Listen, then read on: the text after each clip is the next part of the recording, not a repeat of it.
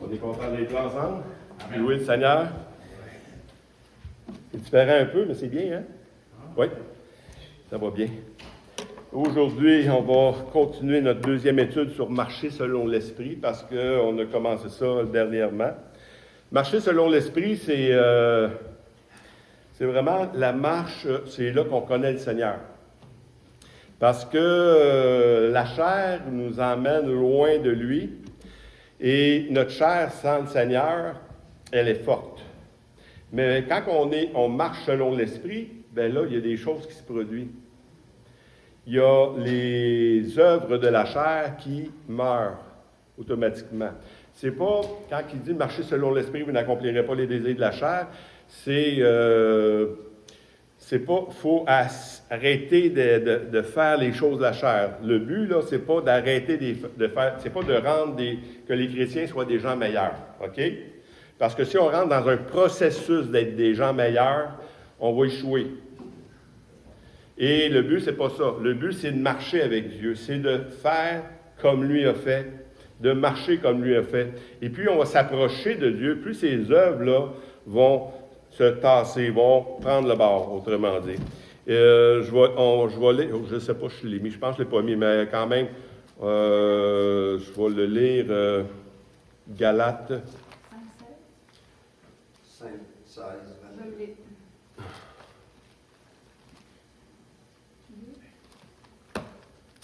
Ben, je vais le lire au complet, de toute façon. Pas besoin de le mettre sur le PowerPoint.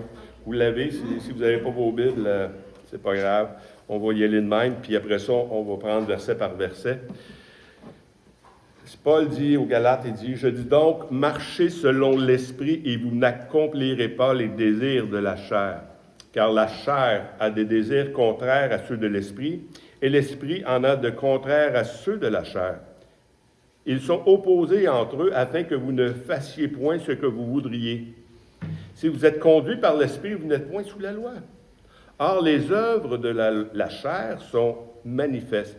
Ce sont l'impudicité, l'impureté, la dissolution, l'idolâtrie, la magie, les inimitiés, les querelles, les jalousies, les animosités, les disputes, les divisions, les sectes, l'envie, l'ivrognerie, les excès de table et les choses semblables. Je vous dis d'avance, comme je l'ai déjà dit, que ceux qui commettent de telles choses n'hériteront point le royaume de Dieu. Mais le fruit de l'Esprit, c'est l'amour, la joie, la paix, la patience, la bonté, la bénignité, la fidélité, la douceur, la tempérance. La loi n'est pas contre ces choses. Ceux qui sont à Jésus-Christ ont crucifié la chair avec ses passions et ses désirs. Si nous vivons par l'Esprit, marchons aussi par l'Esprit. Prions ensemble. Seigneur,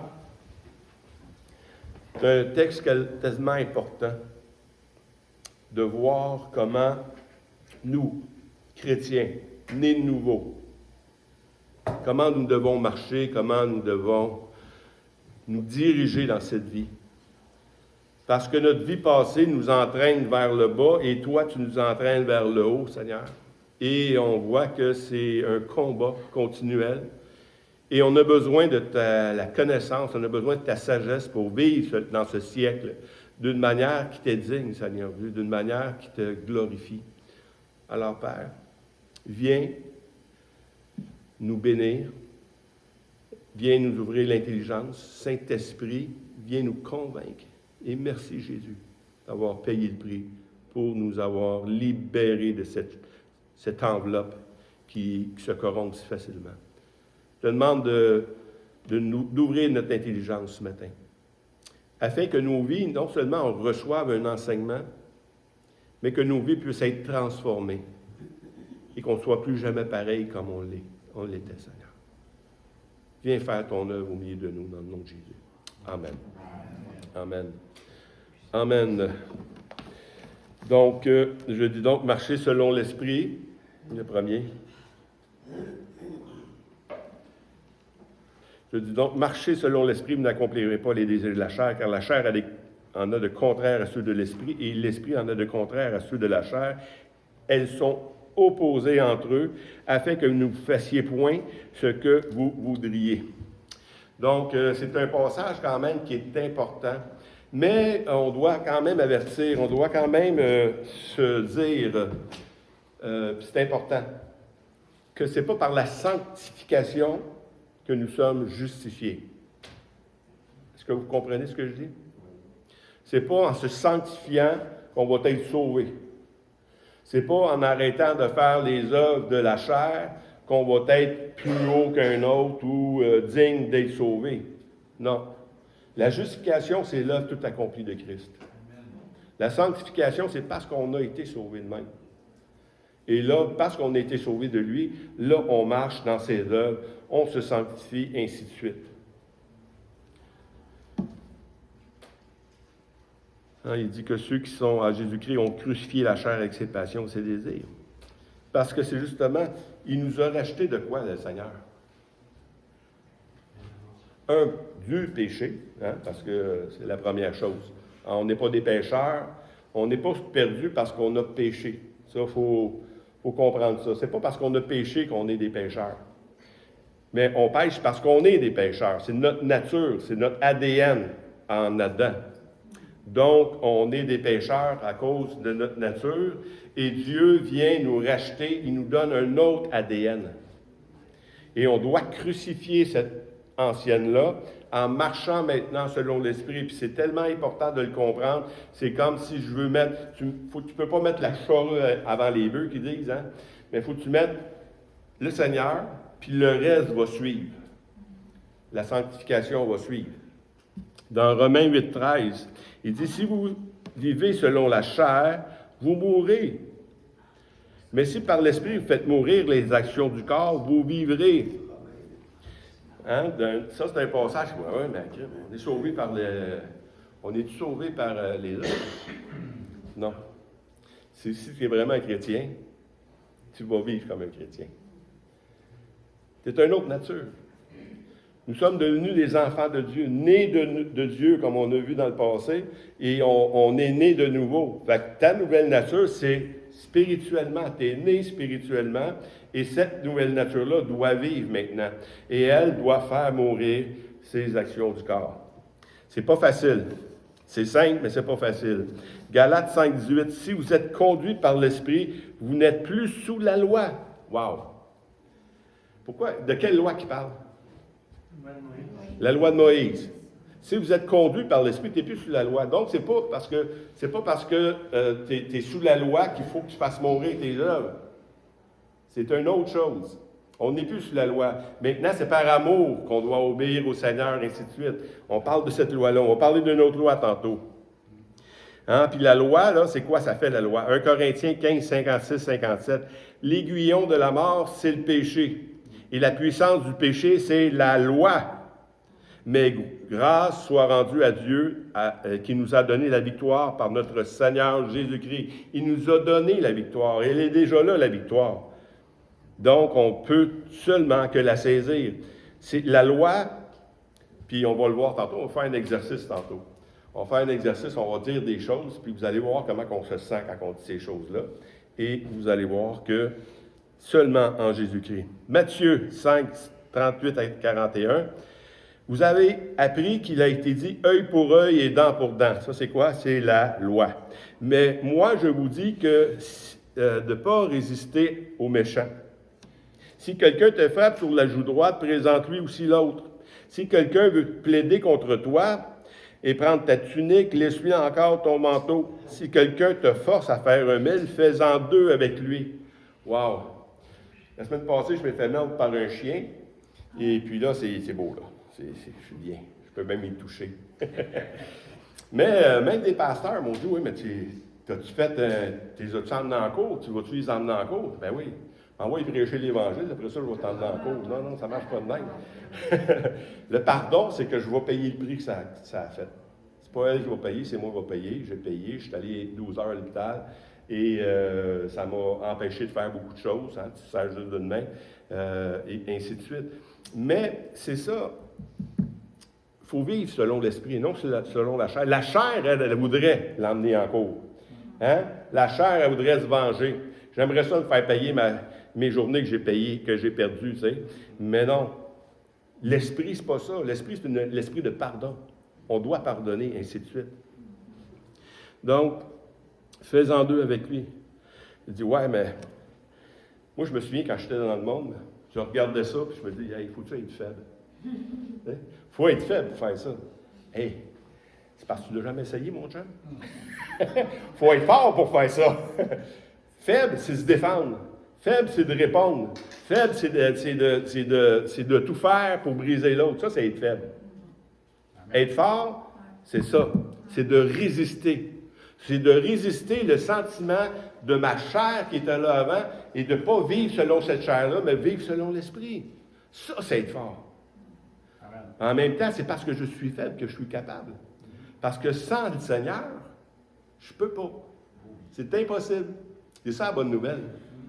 Parce que si j'essayais si j'étais selon la loi me dit, fais ça, fais ça, fais ça. Mais écoute, il faut que je fasse ça, puis là, tu essaies de dompter ta chair. Hey, pas facile. Parce que ta chair est là. Tu n'as pas de moyen de t'en sortir. Nous avons un moyen de s'en sortir, c'est Jésus-Christ dans nos vies. C'est lui qui fait toute la différence.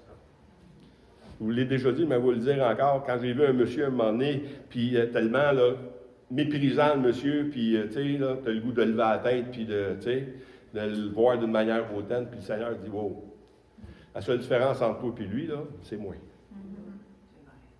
C'est moi dans ta vie. Donc faites attention et vivons selon le Seigneur. Dans Romains 10:3, ne connaissant pas la justice de Dieu, ils cherchent à établir leur propre justice. Ils ne se sont pas soumis à la justice de Dieu. La justice ici, c'est comment qu'on est sauvé. Faites attention de vouloir être sauvé par vos bonnes œuvres. Puis, moi, je me compare à l'autre. La chair veut se comparer à l'autre. Hein?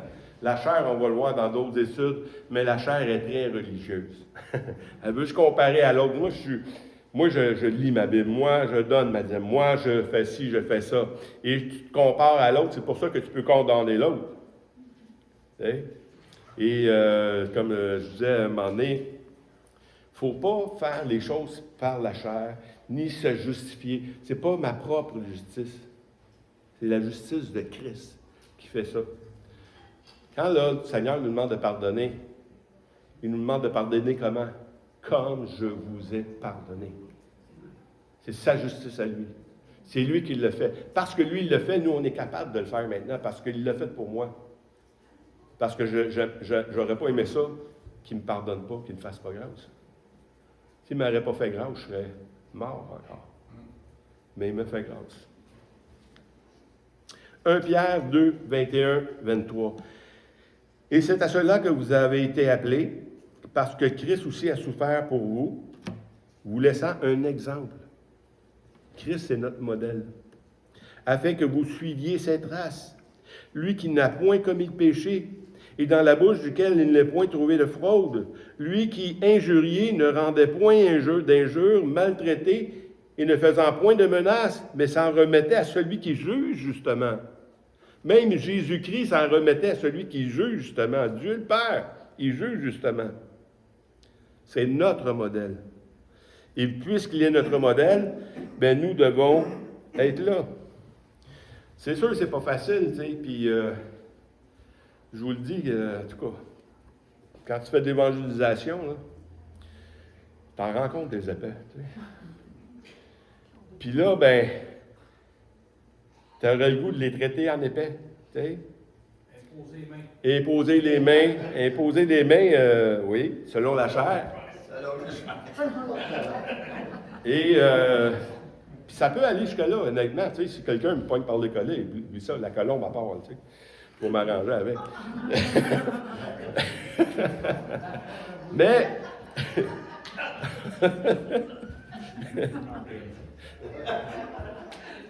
mais, Jésus, c'est notre modèle. Jésus, il était mal. Hey, ils ont craché dans la face. Ils l'ont battu. Ils l'ont humilié d'une manière incroyable. Lui, le roi des rois. Puis nous autres, on pense que non, moi j'appartiens à un roi, je suis quelqu'un. Non, écoute. Si tu vas être méprisé. Tous ceux qui veulent vivre pieusement selon le Seigneur seront persécutés. Donc, on doit voir ça. Puis, en même temps, il faut voir, je pense comme le Seigneur, que c'est pas l'homme qui est en face de toi qui est le problème. Parce que le combat qu'on a, il est spirituel. C'est ce qui l'anime qui vient te chercher. C'est pas lui. Lui, c'est une marionnette, il y a une main dedans. Okay? C'est juste une marionnette. Il fait ce que l'ennemi veut qu'il fasse. Et c'est le même qu'il faut le voir. Et c'est l'autre en arrière, c'est celui qui tient le monsieur, c'est lui qu'on doit combattre. Et ça, on a des armes, on en a parlé dans d'autres fois, mais quand même. On est rendu à 1 Corinthiens 6. C'est déjà certes un défaut chez vous que d'avoir des procès les uns envers les autres. Pourquoi ne s'ouvrirez-vous pas plutôt quelque injustice? Pourquoi ne vous laissiez-vous pas plutôt dépouiller? Mais c'est vous qui commettez l'injustice et qui dépouillez. Et c'est envers des frères que vous agissez de la sorte. Ça, c'est important. Notre justice propre, là, elle doit prendre le bord.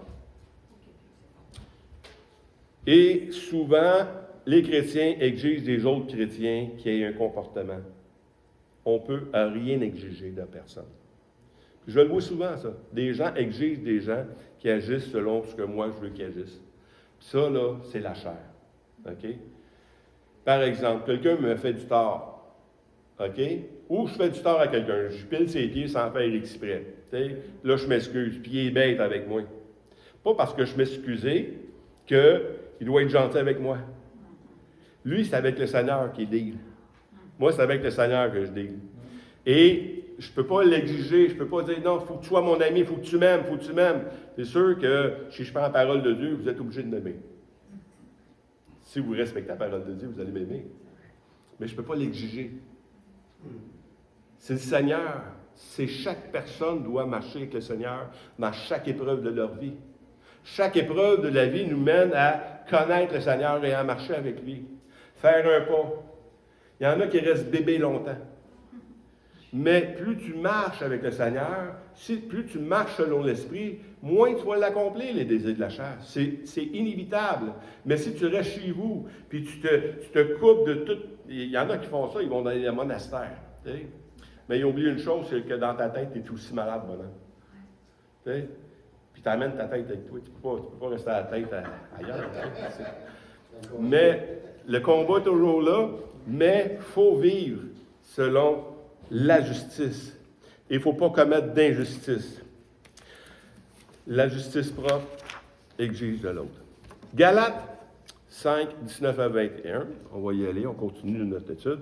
Or, les œuvres de la chair sont manifestes, ce sont l'impudicité, l'impureté, la dissolution, l'idolâtrie, la magie, les inimitiés, les querelles, les jalousies, les animosités, les disputes, les divisions, les sectes, l'envie, l'ivrognerie, les excès de table et les choses semblables. Je vous dis d'avance que ceux qui, comme je l'ai déjà dit, que ceux qui commettent de telles choses n'hériteront point le royaume de Dieu. C'est des choses, moi je les ai divisées en 1, 2, 3, 4, 5 groupes. Premier groupe, l'impudicité. L'impudicité, c'est le caractère, le comportement d'une personne qui transgresse sciemment, volontairement, en sachant, et sans honte, les convenances sociales en matière de sexualité. Hein? L'impudicité. Il y en a qui sont impudiques. Et ils font n'importe quoi. Et la chair veut aller là. C'est pas mon problème, ça n'a jamais été mon problème, sérieusement. Moi, je suis tellement pudique. Mais il y en a qui sont impudiques. La chair fait ça. L'impureté, c'est les pratiques dégradantes dans la nouvelle Bible seconde. C'est la dissolution, c'est la débauche. Donc, c'est dans le premier bloc qu'on voit, c'est les choses sexuelles. Hein? Il y a des choses qu'on doit plus marcher, mais comment on ne marche plus dans ces choses-là? Encore une fois, marchez selon l'Esprit et vous n'accomplirez pas les désirs de la chair. La chair, elle veut. David, comme je le répète encore, David, c'est quand il a tombé. C'est quand il a arrêté de faire ce qu'il devait faire, aller à la guerre avec ses hommes. Il est resté à la maison, c'est là qu'il est tombé. Parce qu'il n'y a plus rien à faire. Il faut que tu fasses de quoi? Ou si tu changes de choses, il faut que tu remplaces les affaires. Deuxième bloc, l'idolâtrie, c'est le culte des idoles, aimer démesurément quelque chose. Tes enfants peuvent devenir tes idoles. Tes choses personnelles peuvent devenir tes idoles. On voit l'idolâtrie, même quelque chose que Dieu a créé quand le Seigneur il a mis le serpent d'airain. C'était quelque chose de bon. Les gens fallait qu'ils regardent le serpent pour être guéris. Mais plus tard, ce serpent-là est devenu de l'idolâtrie. Non, arrêtez de regarder à là, il faut regarder à Dieu constamment. Et la magie, moi, je n'ai jamais tombé là-dedans, mais il y a des gens qui sont allés loin. La magie, la sorcellerie, selon la Nouvelle Bible seconde, l'empoisonnement, Osterval, l'occultisme et l'enchantement, le vaudou, ces choses-là. Je le répète parce que je l'ai dit dans l'autre étude, mais ce que vous avez vécu avant d'être chrétien va venir vous rechercher pendant que vous êtes chrétien.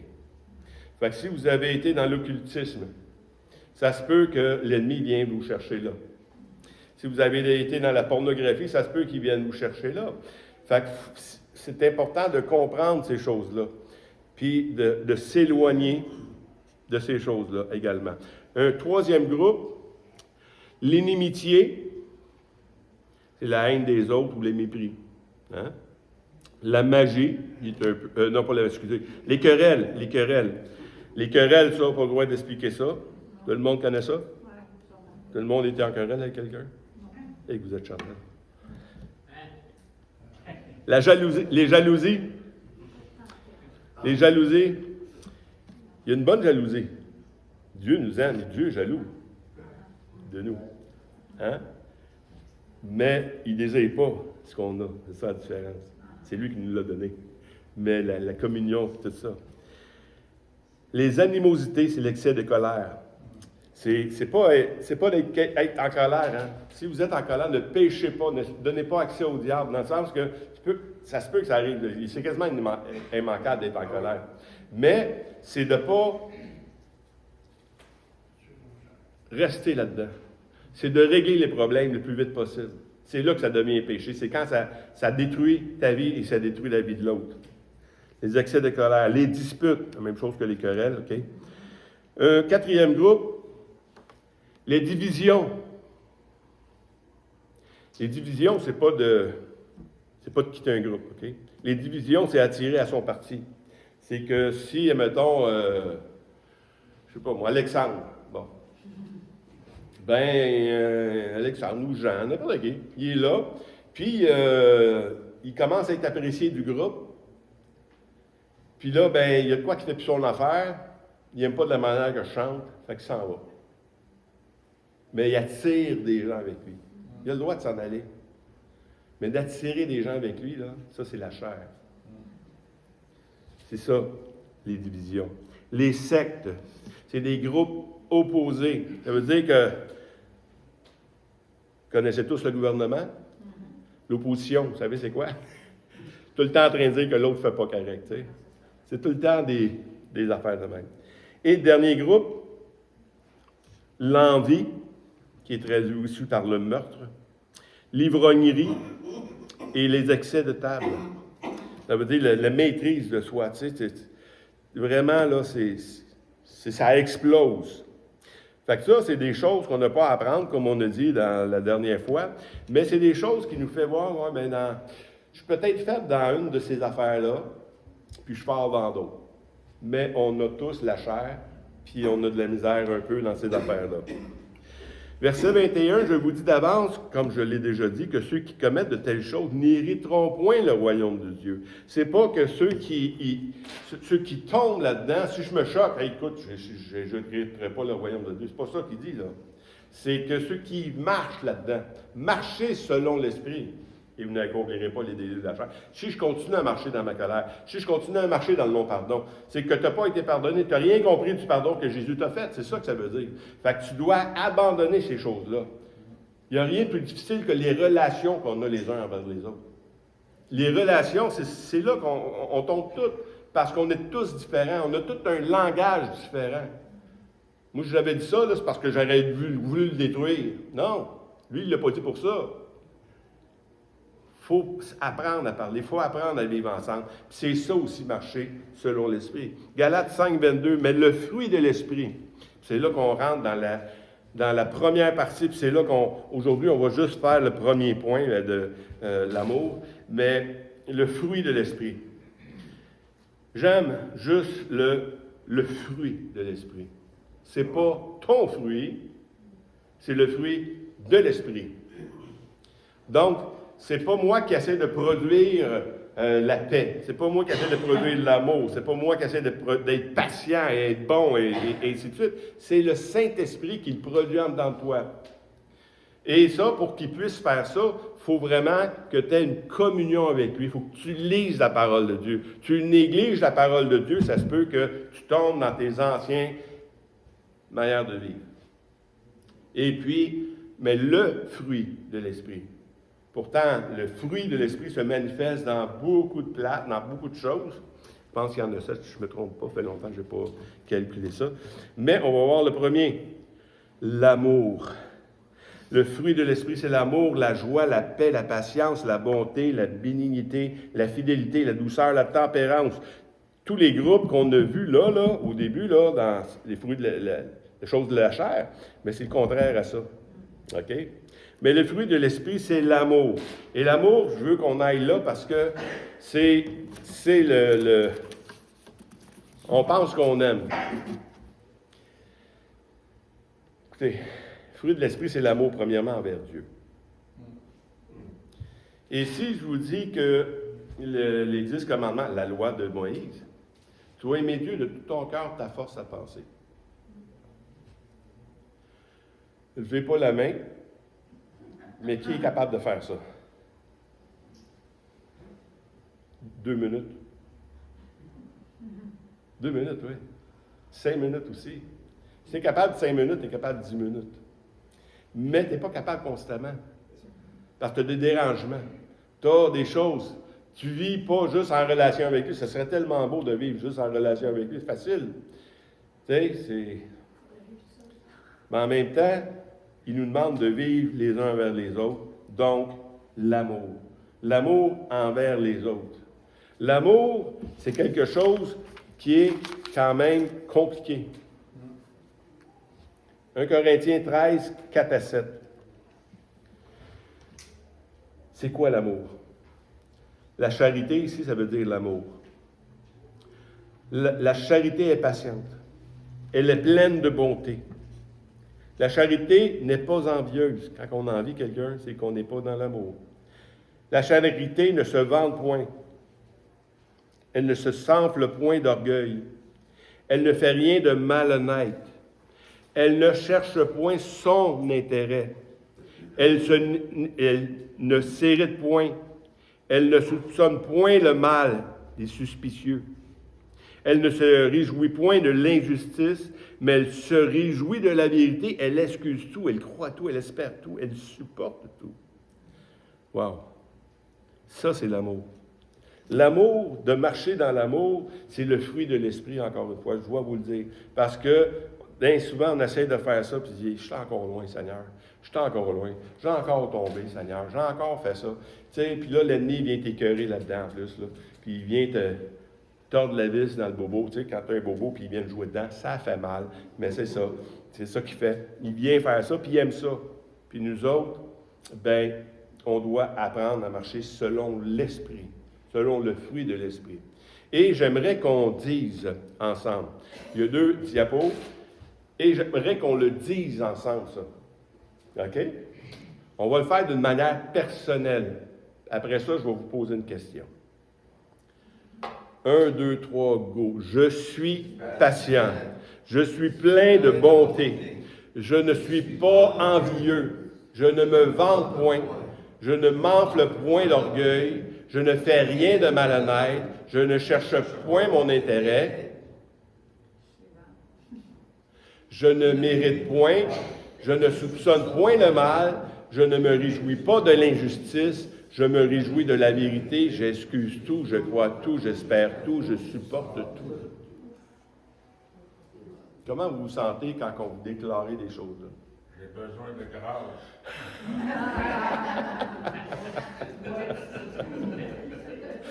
C'est le but de l'exercice. C'est le but de l'exercice parce que si tu dis ça, puis tu te sens pas un peu menteur en le disant, c'est très dommage, je me sentais, on le disait, là, il faut que je vais regarder le fenin. ou si vous ne vous sentez pas un peu imposteur, vous avez un problème.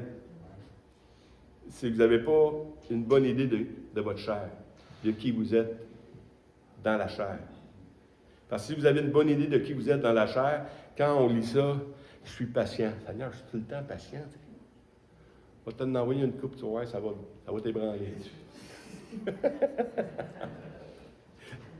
Plein de bonté. Je ne suis pas envieux. Tu sais, quand quelqu'un, il y a quelque chose de plus que toi à côté, là. Il reste que par l'esprit, c'est important de relire ça constamment. Oui. Parce que c'est ce dont à quoi je suis appelé. C'est exactement. C'est ça. Quand je fais lire ça, c'est parce que c'est une déclaration. Tu déclares quelque chose qui n'est pas encore là, mais qui devrait être là. Amen. Ça, c'est l'identité d'un chrétien qui porte du fruit, qui marche selon l'esprit. Donc, ce n'est pas des mensonges, ça c'est de la vérité, c'est ce que je suis. Si je suis né de nouveau, Dieu me voit comme ça. Et je dois marcher maintenant, non seulement mon ancienne nature, mais ma nouvelle nature, et je déclare ces choses-là. Et si si je commence à déclarer le contraire, supposons, moi je ne suis pas patient. Vous justifiez votre impatience. Vous justifiez votre impatience. Mais si vous dites, non, je suis patient. Puis là, tu commences à le redire. Puis à le redire. Tu sais, il y avait un monsieur, j'ai le temps de le dire, il y avait un monsieur qui était là avec un grand-père, tu sais, puis son petit-fils qui est là. Puis le petit-fils, il fait toutes sortes de bêtises dans le centre de chat. Tu sais, un petit-fils qui veut faire le bacon, puis qui crie, puis qui veut tout prendre. Puis, tu sais.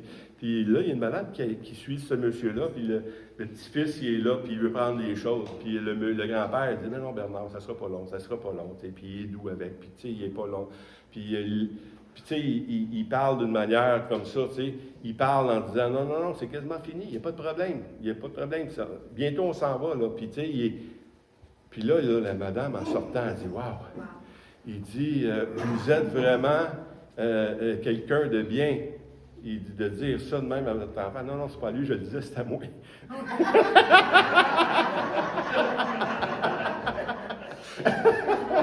Ça ne sera pas long. Non, ça ne sera pas long.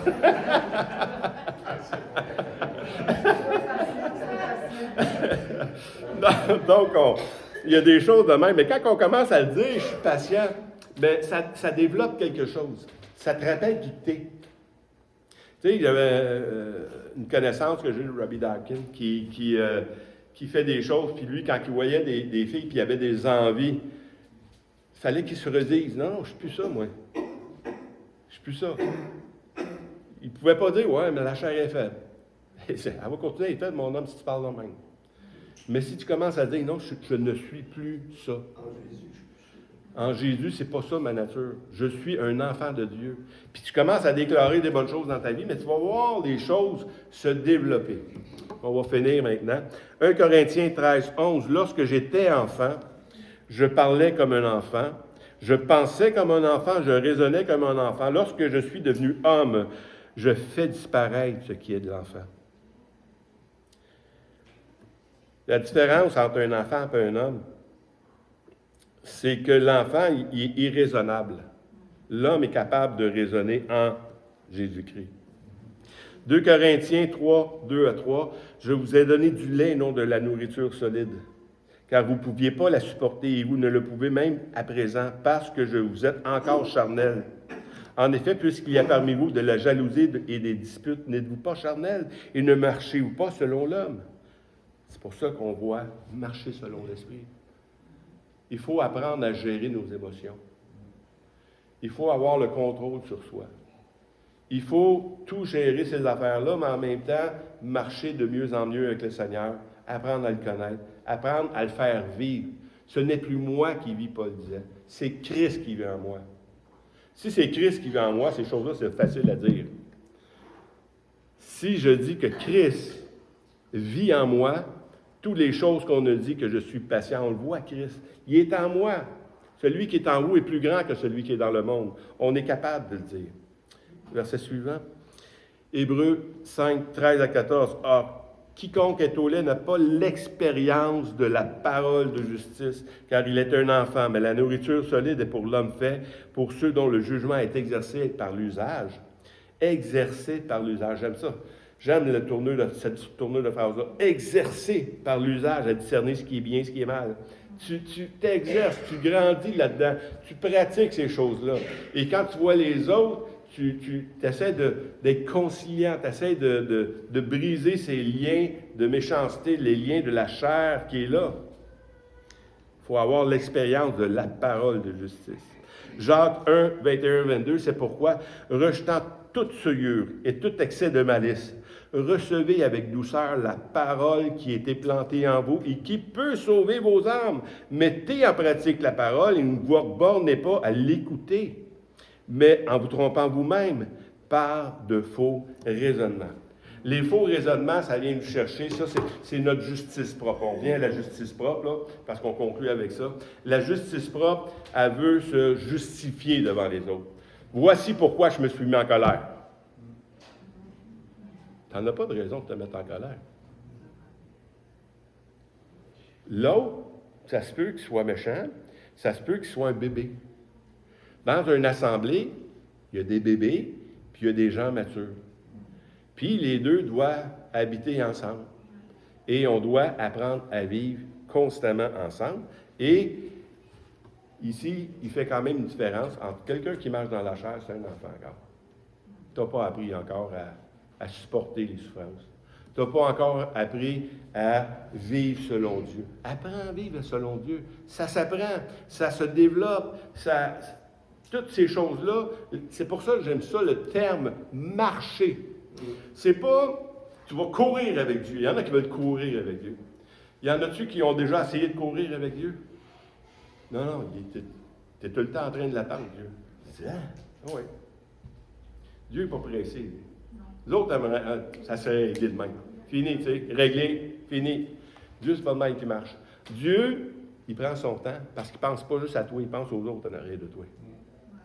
Quand ils ont sorti là, d'Égypte, à quel rythme qu'ils allaient? Au rythme du plus faible.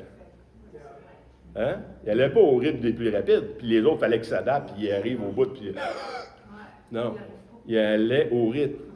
Donc, marcher avec Dieu, il faut apprendre à écouter, parce que ça se vit en collectivité, ça. Ça ne se vit pas individuel. D'un autre côté, ça se peut qu'il y ait des choses individuelles. Par exemple, tu t'es appelé à être un pasteur ou un enseignant. Bien, ça se peut que tu sois obligé, toi, d'aller à l'école biblique, que tu sois obligé d'aller prendre des cours. Parce que faut que tu accélères la cadence un peu, parce que c'est toi qui vas être le modèle. Okay? Tu apprends à vivre ces choses-là. Mais la connaissance théologique, ça ne fait pas de toi quelqu'un de mature. Tu as beau connaître toute la Bible par cœur, écoute verset par verset, mais que tu n'es pas capable de tolérer l'autre à côté de toi, c'est que tu n'as rien compris. Donc, la connaissance, là, ça peut même être quelque chose qui t'entraîne dans le mal. Parce que tu vas mépriser l'autre qui ne connaît pas comme toi.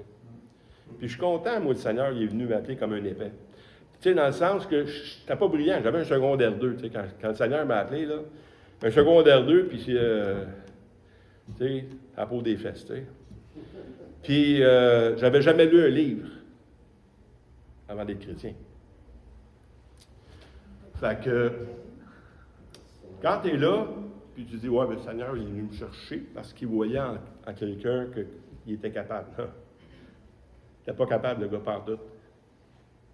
Il était timide, incapable de parler devant les autres, sinon, il a appris à se battre, le gars. Puis quand ça ne faisait pas l'affaire, bien, il se séparait. C'est ça qu'il a appris, le gars. Puis le Seigneur vient chercher un gars de même. Et ensuite, il te donne la connaissance. Puis il te le dit carrément, écoute, c'est pas parce que t'es bon que je t'ai appelé, là. Merci Seigneur, parce que je n'ai pas besoin de performer pour être ce que je suis. Mais j'ai juste à m'attacher à toi, à marcher avec toi. Si je m'attache à toi, puis je marche avec toi, bien, je vais grandir. Et en faisant ça, bien là, les œuvres de la chair s'en vont, parce que tes capacités peuvent être un échec et tes peurs peuvent être un échec aussi. Parce que là, tu peux dire aussi, ouais, mais tu vois, Seigneur, je ne suis pas capable. Non. Tu es capable. Je suis là. Je suis avec toi. Tu es capable. Écoute, il n'y a rien qui est impossible à celui qui croit. C'est une parole que j'ai inventée, ça? Pas une parole que j'ai inventée. C'est où? Dans la Bible. La Bible, on doit la croire. Mais il dit tout le temps la vérité. Il dit tout le temps la vérité. Fait que si c'est dans la Bible et il dit que rien n'est impossible à celui qui croit, bien, il n'y a rien qui est impossible à celui qui croit. Même si le Seigneur ne dit jamais « Crois en toi ». Écoute, tu vas être déprimé, mon chum. Crois en lui. Puis là, tu vas avoir la victoire. Tu vas avoir les choses de même. Puis c'est là qui est merveilleux. Mettez en pratique la parole. Et le dernier verset, Éphésiens 3, 16 à 19. Afin qu'il vous donne, afin qu'il vous donne, selon la richesse de sa gloire, d'être puissamment fortifié par son esprit dans l'homme intérieur, en sorte que Christ habite dans vos cœurs par la foi, afin qu'étant enraciné et fondé dans l'amour, vous puissiez comprendre avec tous les saints quelle est la largeur, la longueur, la profondeur et la hauteur, et de connaître l'amour de Christ qui surpasse toute connaissance, en sorte que vous soyez remplis jusqu'à la plénitude de Dieu. C'est lui qui va le faire. Mais il faut le connaître. Et pour le connaître, il faut marcher avec lui. On n'a pas le choix. Si tu marches avec lui, tu t'apprends à le connaître. Tu sais, là, tu marches avec quelqu'un, là, moi, vous avez tous travaillé, j'espère. Et est-ce que vous avez travaillé avec des gens colériques? Oui. Des gens impatients? Puis là, tu marches avec du monde de même. Puis là, tu le regardes. Puis là, il se met en colère. Qu'est-ce que ça produit dans ta vie? Moi, ça se peut que je me mette en colère, finalement. Parce que je colère avec un gars de même. Mais si tu marches avec quelqu'un qui est réfléchi, calme, posé, puis non, il ne se laisse pas aller à ses affaires, bien, tu vas te sentir bien. Il va y avoir une paix qui est là. Mais marcher avec le Seigneur, c'est la même chose. Tu marches avec lui, il ne se met pas en colère, lui. Il y a un pasteur de la Bible parle qui est comme ça. Il s'appelle... Non, c'est pas son nom. c'est pas son nom. Clermont-des-Chênes. Connaissez Clermont-des-Chênes? Si vous n'avez pas connu ce bonhomme-là, il faut le connaître. Lui, c'est un gars qui ne se met pas en colère. Pasteur Jeff, est-ce que c'est un gars qui se met en colère? Certainement. Il se mettait en colère. Mais ça prenait un gars comme Clermont-des-Chênes à côté de lui. Tu sais, à un moment donné, ils se font voler un conteneur en Haïti. Puis là, le pasteur, il est vraiment fâché, pasteur Jeff. Puis là, il est en colère. Puis là, il ne raisonne plus. Puis... Mais il y a un homme à côté de lui qui est Clermont-des-Chênes, puis il dit « Qu'est-ce que t'as? » Ben voyons.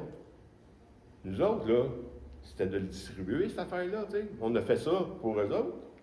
On n'aura même pas besoin de le distribuer. Ils vont le faire à notre place. Voyez-vous la différence? Marcher par l'esprit, bien c'est ça. Marcher dans l'amour, marcher dans la sagesse, le calme et toutes ces choses-là. Ça, là, ça dépend de qui vous croyez. En qui vous croyez?